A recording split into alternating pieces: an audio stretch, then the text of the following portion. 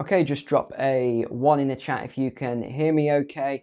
We'll get started in 10 to 20 seconds here. Just let everybody get loaded into the stream.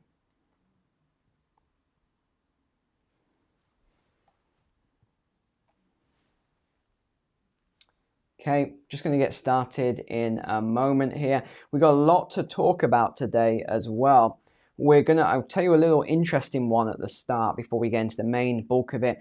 We're going to talk about Putin. He's just had a press conference, the annual press conference. We're going to look at the Bank of England, the Fed, the ECB, what they're doing with their rates.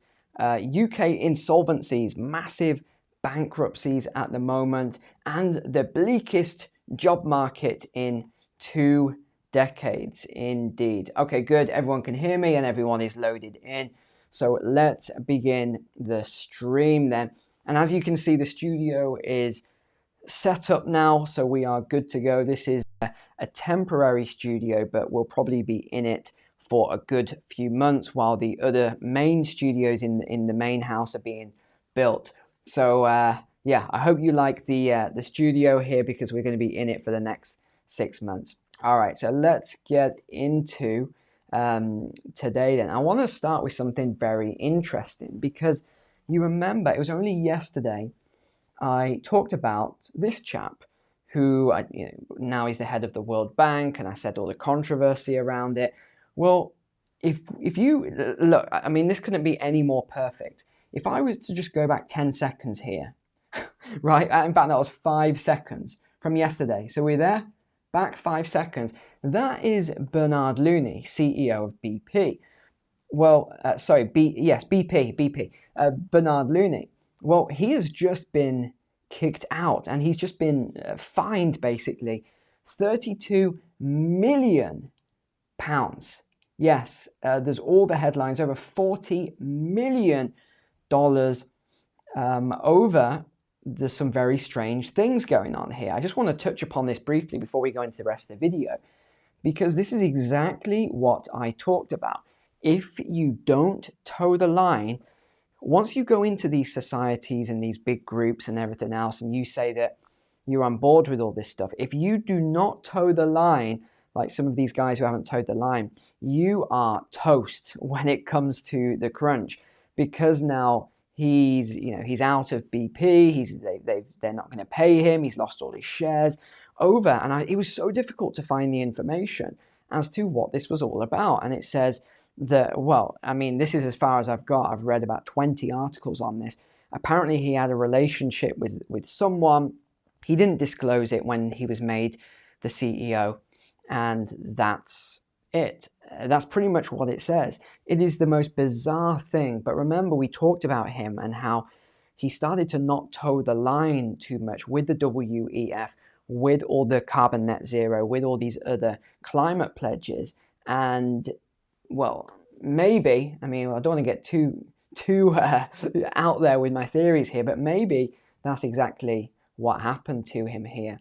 Because the media, I mean, it's not even a story. It's nothing really, but there's about 20 articles out on him at the moment, just saying disgraced and everything, serious misconduct.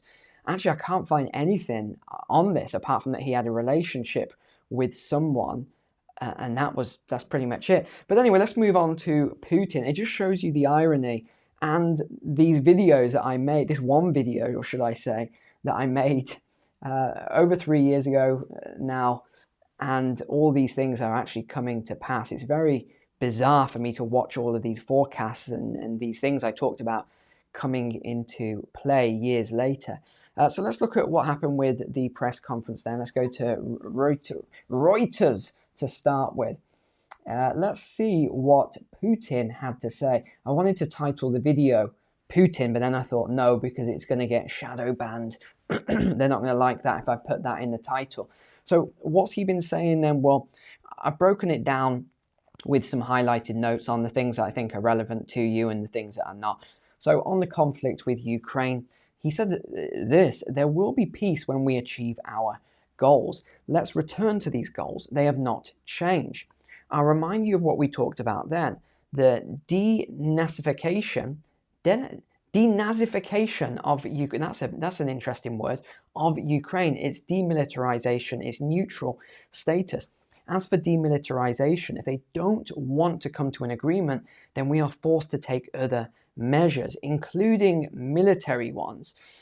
So this is quite interesting because we're seeing a lot of the Western aid, or well, it's not even aid, it's weapons and support, starting to falter at the moment. And this is probably what Putin's been waiting for. He's been waiting for this aid to falter. Maybe he was playing the long game here. Drop a comment on your thoughts of this. But he said we'll either reach an agreement or resolve it by force. This is what we will strive for. And this was all around making Ukraine neutral again, if you remember. It's so hard actually to remember what the whole thing was about. I had to go over my notes in my journal. Yes, I have a journal. To actually remind myself of all the things that happened at the start and what this was all over. Because as time goes by, you will see media on one side, on the Russian side, which is heavily polarized. And you see media on the Western side, which is crazy polarized. You know, some of the stories that you read at the start and you go, hold on, that was an actual story. Did that actually happen? I'm not sure, right? But this is what we come to. We have this vision now, this story in our head, which we don't even know what is true anymore from this entire conflict. So I had to remind myself of what this was all over in the first place. So on the relations with, in fact, sorry, another thing I should have highlighted this point here. On the second military draft, so the Western media has been saying that Russia's lost all their soldiers. And I mean, I did that calculation on a video a couple of weeks ago for you, and it was something like 0.03%. So they actually haven't lost all their soldiers, but that's what the Western media said. I'm not taking any sides in any of this, obviously. I'm just telling you the statistics here. And they were saying that now they need this second military draft because he's lost all the soldiers and that's it. And now no one wants to join. Actually, what Russia has said here is the flow of men ready to defend our homeland with arms in hand is not decreasing. Together with volunteers, there should be around 500,000 people. There is no need for mobilization as of today. That's what Putin has just come out and said. On relations with the West then, the unbridled desire to creep towards our borders, taking Ukraine into NATO, all this led to this tragedy. So this is, if you remember way back when this all started, this was what Putin was saying. He wasn't happy that Ukraine was looking to join NATO, and he said he didn't want nukes on the border and chemical weapon factories and all this sort of stuff, if you remember the whole thing in the first place. Plus the bloody events in Donbass for 8 years, all this led to the tragedy that we are now experiencing. They forced us into these actions. I'd love to know your opinion. Do you think that Russia or Putin was forced into the military actions in Ukraine? I'd be very curious to see, because I think it's probably going to be quite split, because the last time I asked it was quite split in the comments. What the United States conceived and organized, Europe stands and silently watches, or plays and sings along with them here. Well, how can we build relationships with them? When internal changes happen in the US, specifically he's referring to here, when they start respecting other people, other countries, when they start looking for compromise instead of trying to resolve their issues with sanctions and military intervention, then the fundamental conditions will be in place to restore fully fledged relations. So far, such conditions are not in place, but we are ready for that. I find that quite an interesting statement, actually.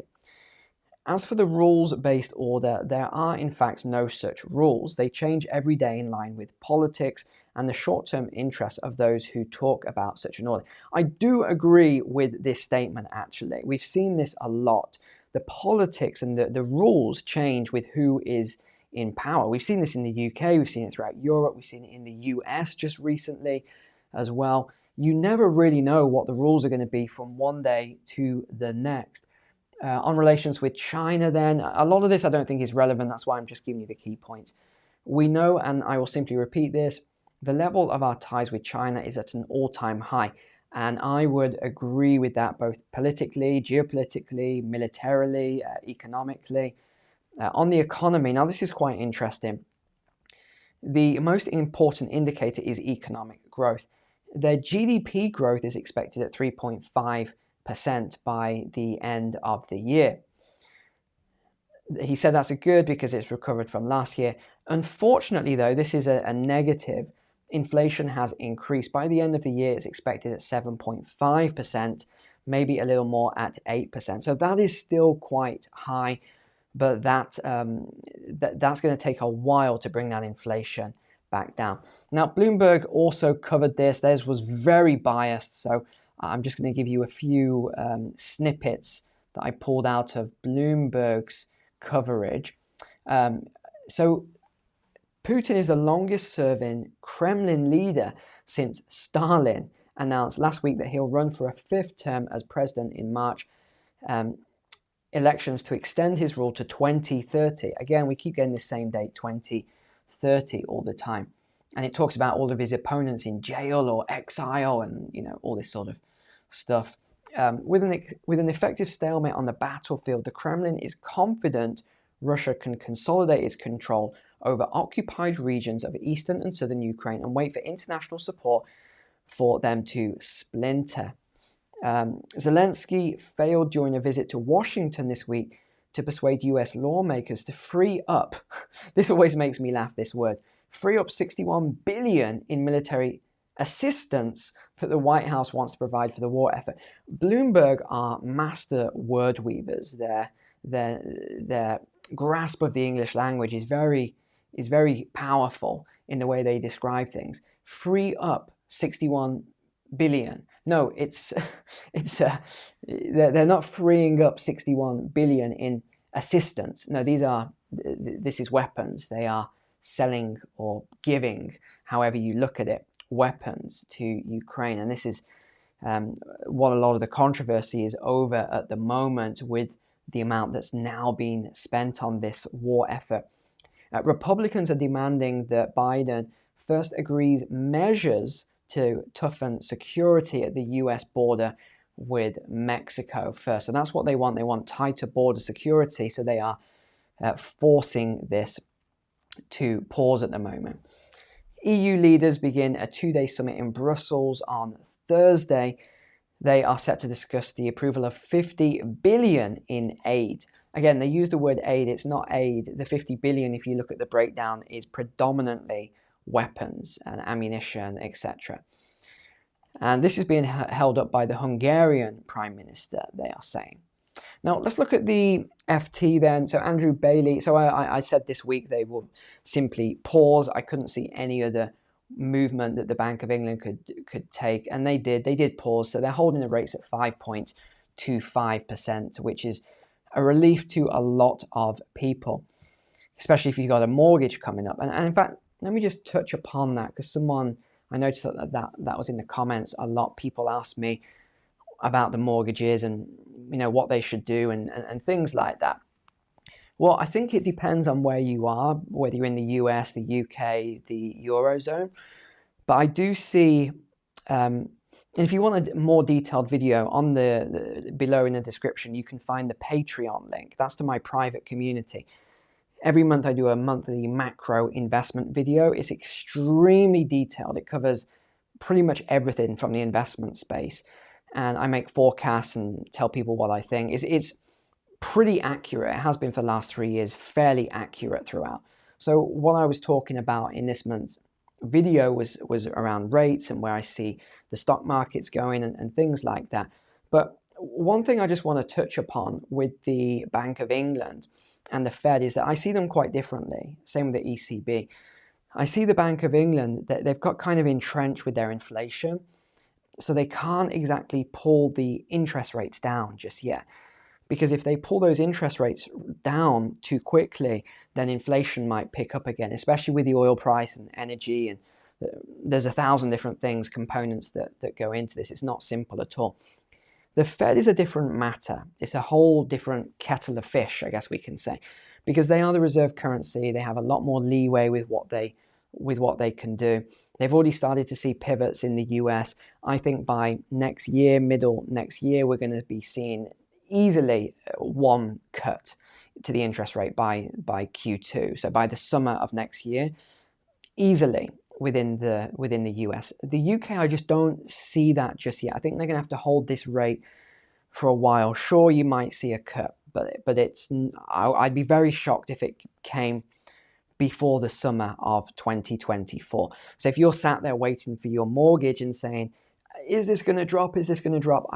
I think the next 6-7 months, I would almost bet on it that you will not see a drop. So if you're waiting for that for a mortgage, I don't think it's going to happen. It could even be longer. Now, there's a wild card with this. If we go into an inflation, if we go into a recession, which the UK is looking quite likely to do, now they can fake out of it by altering the GDP numbers and things like that. But if they go into a recession, this might affect interest rates as well. They might have to pull those interest rates down a little bit, but then they're going to cause issues in other areas. So it's really up in the air. ECB, in fact, I might have an article on the ECB. Let's have a look. Did I finish up on this? Yeah, we know about the Fed. The Fed is holding rates steady. ECB keeps rate on hold as well. So they all just paused. They didn't do anything. None of the three main central banks. But they've lowered their inflation forecast at the moment. ECB decision on Thursday came as investors ramped up their bets that major central banks are getting close to lowering borrowing costs. Again, I don't agree with this. I don't think that this is going to happen. I don't see these cuts. They were talking about cuts this month or cuts in January. This is what a lot of these forecasters and economists are talking about. I said this before, I don't see any cuts this year, and we haven't seen any cuts. I don't see any cuts in January either. I really don't. I know a lot of people are saying that there's going to be cuts now. I don't see it. If we saw one in March for the Fed, I wouldn't be shocked, but it could happen. You could see a very tiny 25 basis points drop, something like that. But I wouldn't expect it. I think we're still looking at middle of the year for most central banks, unless we see any sort of shock treatment. And by the way, if you remember all of my rate forecasts, the reason I stopped giving them was because they were all accurate. I don't want to get any I don't want to get any wrong at this point. Oh gosh. So this is ECB, US and UK bank rates at the moment. So you can see they've followed similar trajectories throughout. Now I wanted to go on to the UK insolvencies rising then, and this is due to interest rates. We talked about this yesterday. They raise the interest rates in order to bring down affordability. That brings down spending and other things. It makes businesses squeezed, which we'll talk about slightly on the next article. So these higher interest rates are pushing an increasing number of companies into insolvency, according to one of the UK's biggest practitioners, in tandem with the indicators of corporate financial stress in the UK. So this is why it's happening. We've covered over the last couple of years about these loans that all the businesses got that they just can't repay. Now, if we look at the Telegraph Money section, this is the bleakest job market I have ever known, and I graduated in 2009, says this person here. So there's been a lot of these articles at the moment where people are really struggling to get jobs. And if you remember this video where I look as though, who was that guy? Who's that guy that used to, look like this here? No, I haven't just come off makeup at the back on the set. I don't wear makeup. I never wear makeup. It looks as though I've just come off a makeup set here. Let's scroll down a bit. So I did this video, The Jobs Crisis Explained. That was July 22nd, 2021, 2.5 years ago. I actually got almost 300,000 views. So if you want to know what I talked about in this video and explained it all, that all actually came to pass, where I talked about all the resignations and what would happen later. So this was called the Great Resignation. And it has now flipped, and it's flipped quite hard. Wage growth has slowed, and the level of vacancies in the UK economy has fallen by 45,000 to 949k. This is the 17th consecutive month of contraction, making it the longest period of decline on record. longer than the immediate aftermath of the 2008 downturn. So that is huge, by the way. Don't overlook that. That is a huge indicator. The power pendulum has swung back to employers now. So you can see what happened. We had this big drop off, and then we had a massive run up, and it's dropping back down. So the pendulum is slowing.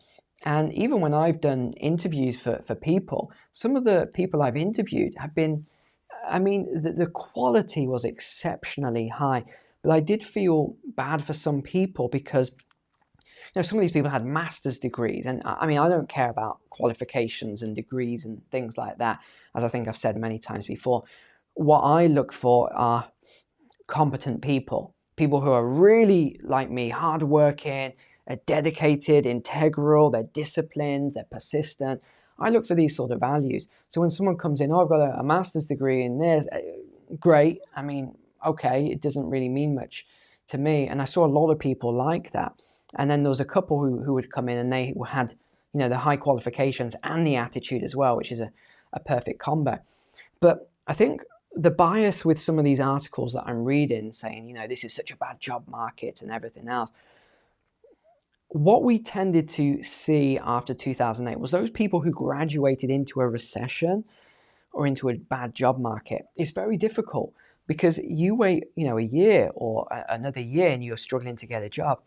Well, you're now competing against those people who are fresh, just come out of university. So they are brand new, they're fresh, they've just qualified.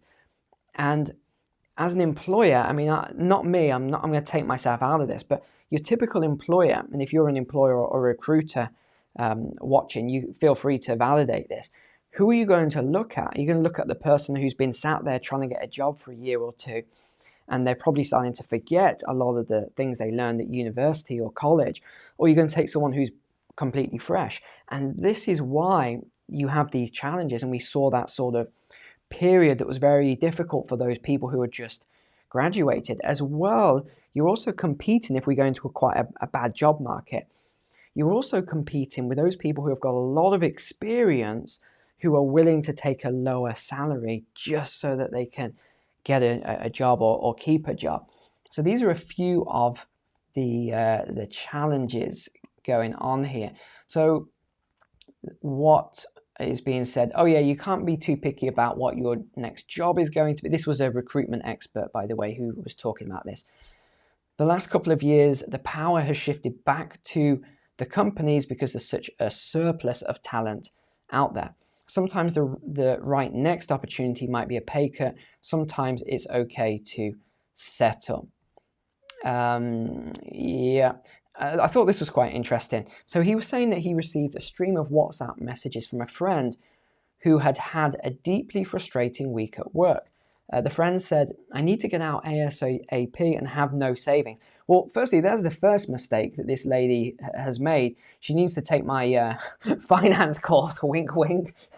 She's got no savings. Well, I don't say it in a derogatory way because I know a lot of people don't have savings, especially in this time period as well with inflation. It's tough. I know a lot of people, and the stats show as well, have burned through their savings, which is really tough, and it's no one's fault. So let me retract that slightly. I didn't mean it in that way because it isn't anyone's fault. What we've been, in a typical time period where there isn't high inflation, there isn't all the craziness, then if people have no savings, then there's actions to be taken there to actually get the finances in order, especially if people are running into debt.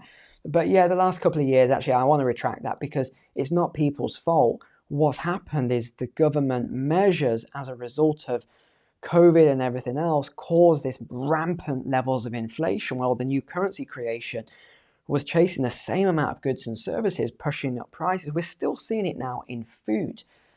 It's still ongoing. We're still seeing it in a lot of things with the supply chain breakdowns. But it will start to level out by, I think 2025 will be back on the path slightly, but then we're probably going to be in recessionary periods. There's going to be a lot going on at that time period. Let me just wrap up then with the last bit here. So what did he say? He called her back and said, as a friend, I would say it's so bad out there right now that if you have a job that is halfway manageable, I would grit your teeth and put up with it. So that is his recommendation at the moment then. So that is it. I hope you enjoyed the stream. Take care. God bless. I'll see you for the walk and talk, the favorite video of the week. Hopefully I'm not going to get too drenched. The weather is not looking good for tomorrow, so I'll avoid going up the mountain like last time and getting the equipment ruined. So apart from that, take care. See you tomorrow.